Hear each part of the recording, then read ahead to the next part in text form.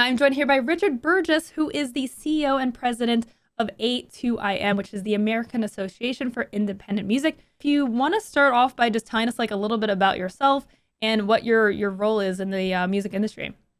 Sure. So I started out in the industry at the age of 14, which was 57 years ago now, which is a frightening number. And I've been a musician my whole life. I've been right through the business, to be perfectly honest. I started out, playing gigs like everybody does, became a studio musician. I was a recording artist. I was signed to 6 major labels, had my own label several times, but I was a DIY artist in the 70s. I was a music producer for many years. I produced many hit records for various different artists. And then I was a manager for a time, likewise, had some successful acts. I wound up running the business side of a record label at the Smithsonian Institution, which is Smithsonian Folkways Recordings. And then I took this job nearly 5 years ago now because my predecessor stepped down and I was chairman of the board. And, I thought it's an amazing organization and I really, really liked what the organization does. We'd been members. I joined as Smithsonian Folkways back in 2005 when the organization started. And I really liked what it stood for. And so this phase of my career is really, dedicated to trying to achieve the mission of A2IM, which is really initially to create a level playing field for independent labels. And now we've actually added in DIY artists. We have a sort of division of the organization called A2IM Artists, and that's for self-releasing artists. It's honestly a pretty big continuum. You start out releasing your own records, and then before you know where you are, you've got 3 or 4 employees, and you're actually a label, even though you never intended to do that. So, That's incredible. Yeah, that's how it works. But I think your world is pretty similar to ours, actually, and so I'm excited to talk to you about this. Yeah, so let's start by filling people in on why we're here today. And we had this article come out from Variety a few days ago about a letter that you co-signed to send to Twitch about the issues that are happening on the platform with Twitch Soundtrack, which is something they recently released, and the unlicensed music being played across Twitch without them doing what you would deem as like not enough action against those issues that are happening. So what prompted this letter that you guys co-signed? Well, I can go back a little bit further than that. I actually wrote to Jeff Bezos at Amazon several weeks ago, quite a few weeks ago, because I was hearing more and more comments from our members, labels, that they were coming across unlicensed uses of their music on Twitch.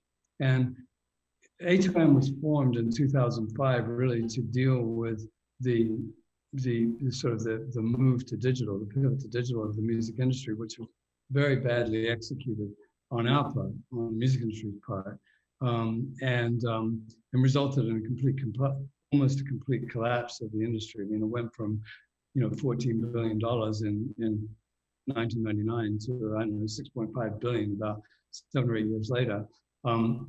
And by adjusted dollars, $14 billion back in 1999 would be equivalent to about 22 billion today. We're still only back at 11 billion today as an industry. So we haven't really recovered from what happened, the disruption that happened in the beginning of the 2000s. And it's generally accepted that the music industry was the canary in the coal mine, as it were, for the digital disruption. It's happening to everybody. It's happened to newspapers, magazines.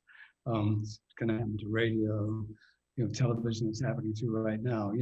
And it's not that there's anything wrong with making those transitions. I mean, personally, I love technology and I'm excited by changes, but at the same time, when you leave behind a whole sector, especially the creative sector, economically, it's not a good thing, especially when the product that those people are creating, the music or whatever it is that they're creating, is more popular than ever, which is true. I mean, I don't think any creator has a right to make a living.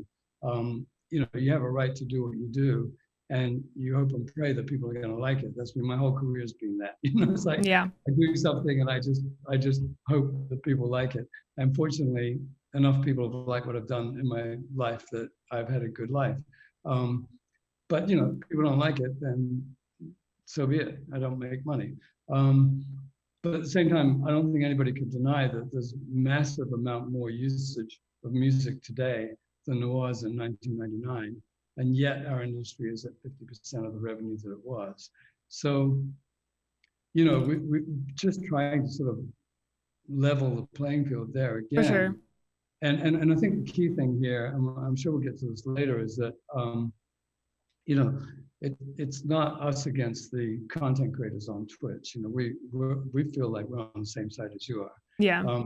But there's been this sort of tendency since, the .com boom, I suppose, and bust in the late 90s for tech companies to start up and predicate their business model on not paying the creators of the primary product that they sell. Mm-hmm. And that's really what happened here. So I wrote to Jeff Bezos and I said, please, look at this. I know he claimed to be unaware of the situation because somebody had asked him the question when he was in DC a few weeks ago. And I didn't hear back from him. I did hear from Twitch. I had a conversation with Twitch. I wouldn't say it went well. I mean, we like Twitch. We want to embrace Twitch. We think that it's a great thing. I mean, gaming is just huge. It's taking off. I love it. My kids, were huge gamers when they were a bit younger. Mm-hmm. And so, it's not our intent to have a confrontational relationship with the gaming industry or with gamers, particularly with gamers. Mm-hmm. So, we just haven't managed to come to a resolution with them. In fact, what they said to me, what the head of music said to me was they basically have no intention of paying for music, and that they think that, they are able to, sort of conform to the DMCA. But the DMCA was not intended to deal with UGC. It was written in the late 90s, and it was really intended to deal with, big platforms like AOL and CompuServe and things like that. Mm-hmm. And obviously UGC didn't happen until 2005, really. So we've got a bit of there's a bit of a disconnect between the legislation and the reality of what For sure. we're experiencing today. Yeah. So, in terms of like DMCA and copyright law, like, I guess like this was kind of one of my questions. Like, do you feel like it's fallen behind, and how would you envision it changing to fit the modern day with content creation and the internet?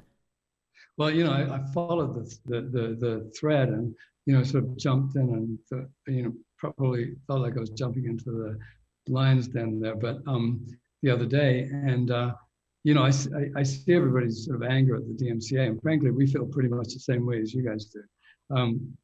The music industry does not love the DMCA the way it's written. It's all we have. And it's a really primitive, clumsy, badly written tool that's not really. It doesn't work very well for us, and it certainly doesn't work very well for independent labels, and really doesn't work for independent artists. I mean, Mm-hmm. it's so cumbersome to exercise the whole notice and takedown process that most independent artists I would venture to say don't even use it. They just let the unlicensed users roll. But it's costing them a lot of money, and as an independent artist, I can tell you, I mean, most of these artists are not super well off. They're not making great livings, and like you guys, they just want to make a living from what they do. Our feeling is that the tech platforms, they're the billionaire. They're the billionaires in the room at this point. Mm-hmm. In fact, some of these companies are pretty much trillion-dollar companies, and they can afford to spend money on lots of other things. Spending a little bit of money on licensing music would not be a bad thing. But bear in mind, this is the background use of music as well. So we're not talking about the same kind of licensing that, say, a Spotify or an Apple has to do, to Mm-hmm. stream full tracks. This is background use. So, a deal could easily be reached. And I know that the major labels are willing to do it. I know that Merlin, which is the licensing organization for the independents, is willing to do a deal. But so far, the only thing that's been on offer from Twitch has been a gratis license. And then they say, well, we're paying artists with promotion. And I say, last time I went into a store and said, can I pay for that bread with promotion? They didn't respond favorably. So, you can't feed yourself. You Yeah. can't put gas in your car.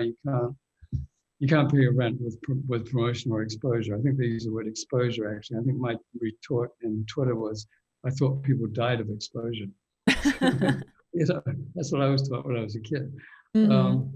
So, I think there's a middle way here, and I really want to communicate to every content creator that might be on this stream or anywhere that I don't think there's anybody in the music industry that wants to be at odds with content creators. We're all on the creative side, and we just want to be treated well.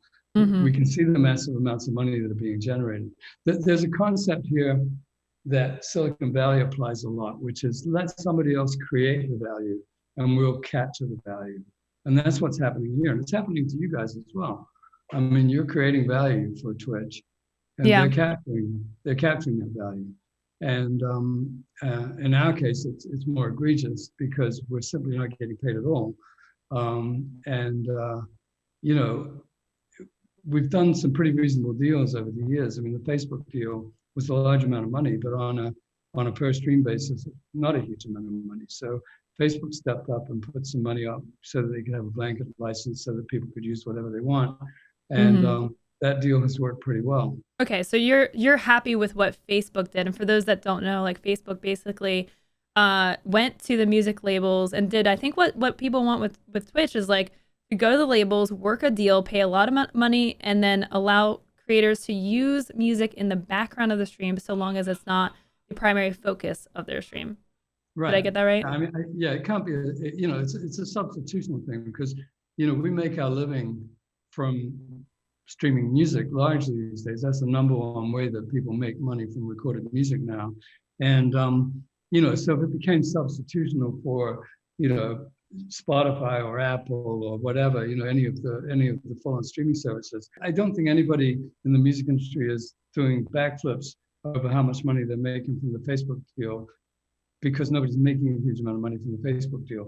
But it was a goodwill gesture, and the music industry stepped up and accepted it on the basis that let's try this and see, and then as we go along, we'll adjust the deal. You do a reasonably short-term deal, and then between the two entities, you figure out how well that's working for everybody as we go along.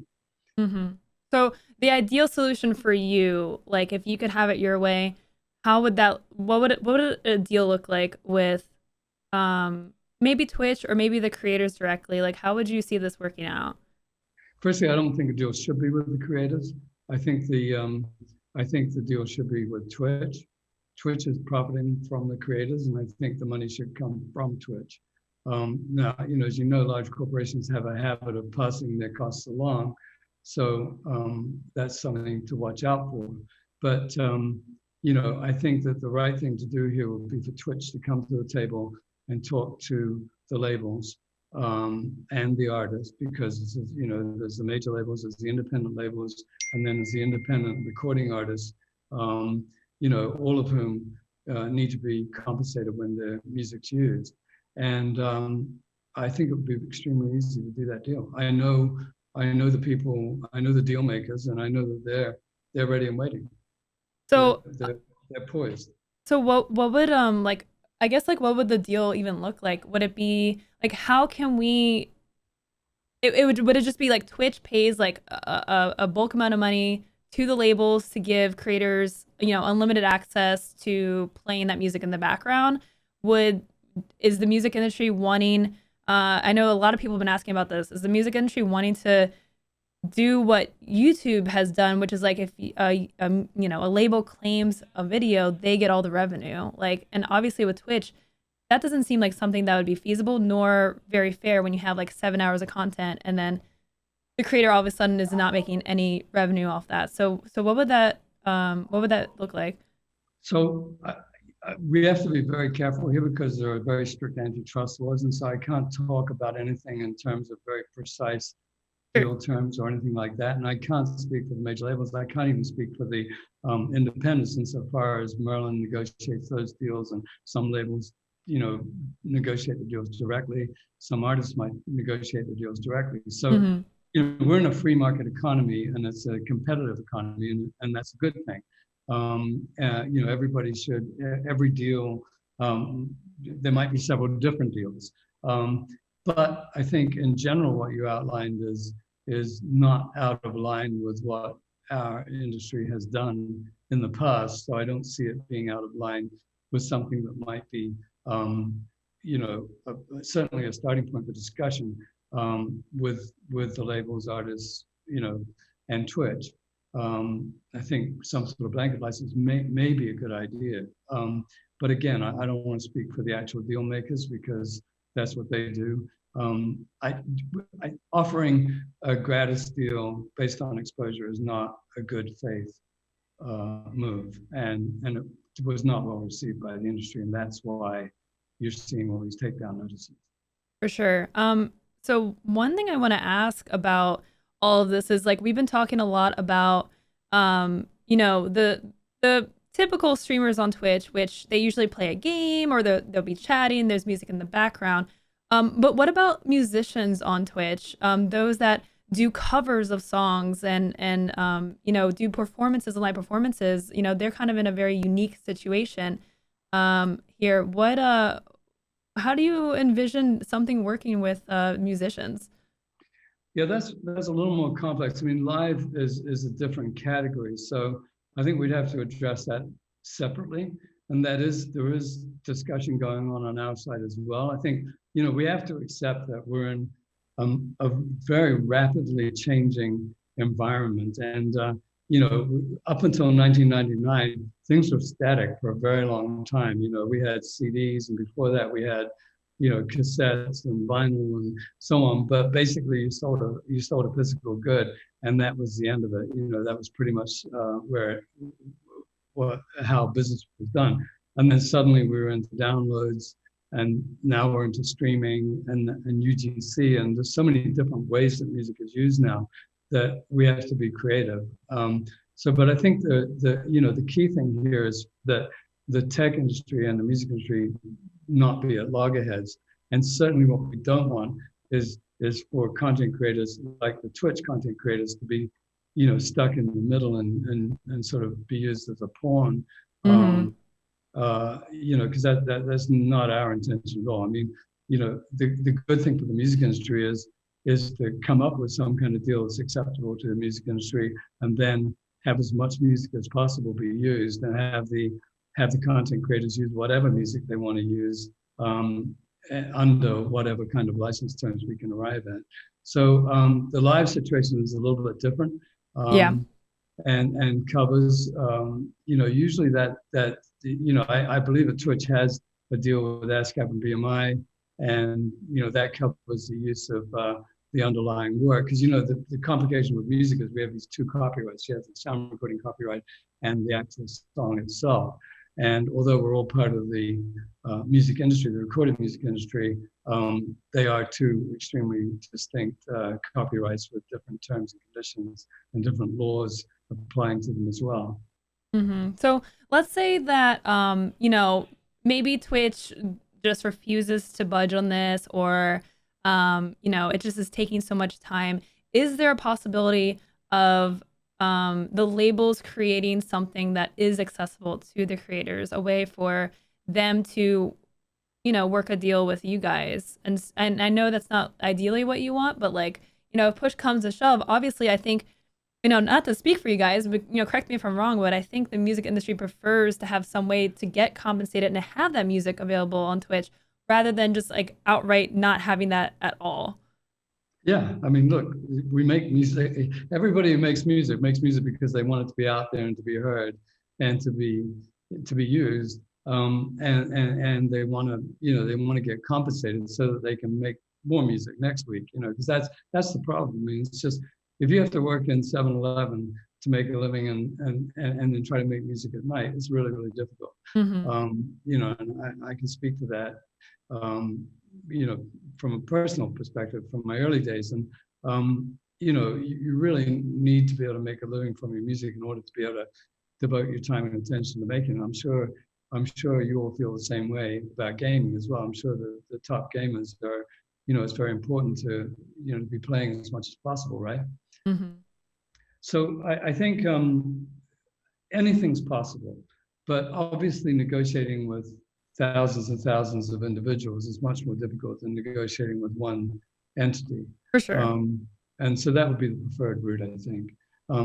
Plus, as I said before, I don't see it as the gamers, the content creators' responsibility here. I think this is Twitch's responsibility. Twitch is um, making a lot of money as part of the largest corporation of all time, arguably one of the two largest corporations of all time. Hmm. Um, it's just not there's no possibility of pleading poverty here. It's not a reasonable argument at all. Yeah. So where do we go from here? I think this Variety article, this all getting publicized, is usually when Twitch is very obstinate about something and then it hits the press. That's usually when they kind of pipe up about it and start acting quicker. Um, is this the peak where it's just like, okay, right now, like creators need to shut down any risk of using copyrighted material until this gets solved? Is this going to be escalated? Is this something that is going to be taken to like Congress or something? Like what's next for the situation? I mean, I can't say exactly what's next for a number of reasons. One is because I partly don't know, and two because that would sort of be giving it away. But I think um, I think it's important for us all to direct our energy in the most useful direction. The most useful direction to direct our frustration is towards Twitch, Hmm. and just say, please come to the table with something reasonable that will work for both the content creators and the the recording artists, musicians, labels, etc. Hmm. Um, and let's not make this into an ugly confrontation. It doesn't need to be that. This could be worked out. In the overall scheme of things, what we're talking about is not a huge amount of money. The number is going to sound very big, but when you look at it in terms of the amount of revenue generated, it's going to be insignificant. Hmm. So I think I would say, firstly, let's not us be at odds. Let's not have the content creators and the music creators be at odds. That's not going to be productive. And then let's try to reason with Twitch to be cooperative with the various different deal making entities and see if they can arrive at some kind of acceptable um, program that works for your side and our side.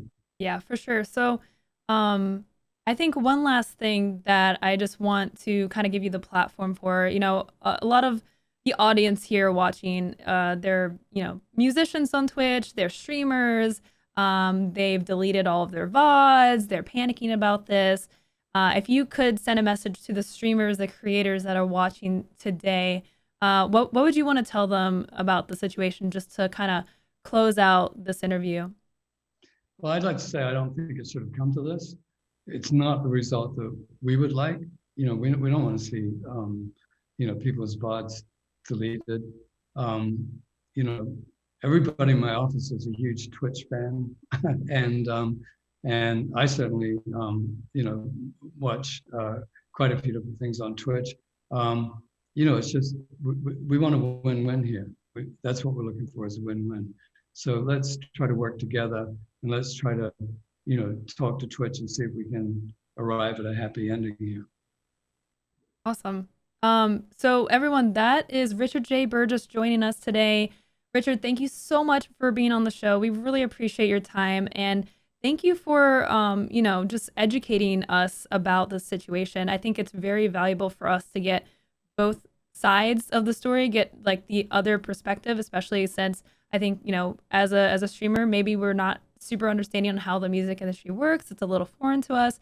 So we really appreciate the time that you're taking to educate us and just give us some insight on what's going on. And it's a very interesting spot, kind of being stuck in the middle between Twitch and music right now, and hopefully we can find a solution that works for everyone.